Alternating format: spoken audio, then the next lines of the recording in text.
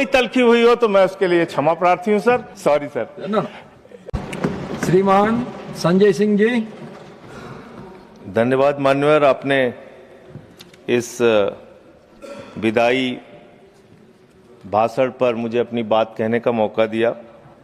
मान्यवर, विदा करना किसी को हमेशा बहुत ही पीड़ादायक और भावनात्मक पल होता है।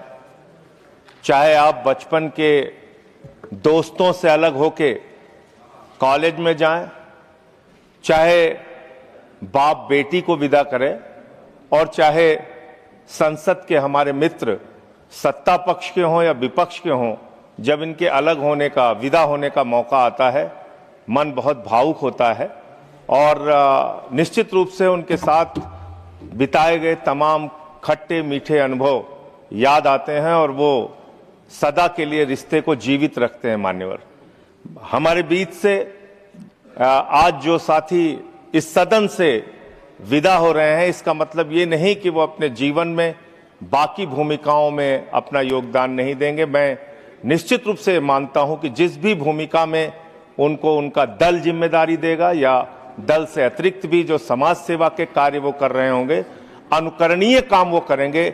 ईश्वर से मेरी ऐसी शुभकामना है, ऐसी प्रार्थना है उनके उज्जवल भविष्य के लिए। मान्यवर, हमारे बीच से और ऐसे भी बहुत सारे साथी हैं जिनके साथ कमेटीज में काम करने का मौका मिला। मान्यवर, ये बात भी है कि जब हम लोग कमेटीज में काम करते हैं तो वहां दल की ये जो दूरी है वो कम रहती है, ज्यादा मिलना होता है, अच्छे से एक दूसरे को जानने का मौका मिलता है और जो गलतफहमियां रहती हैं वो कई बार बहुत दूर होती हैं। तो इनमें से बहुत सारे ऐसे मित्र हैं जो उधर भी हैं और इधर भी हैं, उनसे बड़े अच्छे और गहरे रिश्ते रहे इन 6 वर्षों में। दिग्विजय सिंह जी जो रिटायर हो रहे हैं सदन से, शक्ति सिंह गोविल जी, साकेत गोखले जी, प्रियंका चतुर्वेदी जी, फौजिया जी, नीरज डांगी जी, एलंगो जी, रामचंद्र जी और अयोध्या राम रेड्डी जी, ऋतुव्रत बनर्जी जी, रजनी पाटिल जी, कलिता जी, मुन्ना भाई हमारे, वो भी हमारे साथ कमेटी में रहे, अंजू बाला जी, सुमेर सिंह जी, हमारे प्रेमचंद गुप्ता जी, आदरणीय प्रेमचंद गुप्ता जी, सुरेश रेड्डी जी, संगमम जी, अब्दुल्ला जी, सीमा द्विवेदी जी जो हमारे जौनपुर से हैं, उत्तर प्रदेश से, राम जी। मैं इन सबको और जो भी और बाकी सदस्य जिनका मैं नाम नहीं ले पा रहा हूं, उनके लिए उज्जवल भविष्य की मैं शुभकामनाएं करने के साथ साथ मान्यवर, आपसे एक विनती और प्रार्थना करना चाहता हूं, एक अनुरोध करना चाहता हूं। मान्यवर सभापति जी, कृपा करके एक 30 सेकंड की गुजारिश है सर आपसे। चेयर सर, एक 30 सेकंड की गुजारिश है सर आपसे। Sorry sir.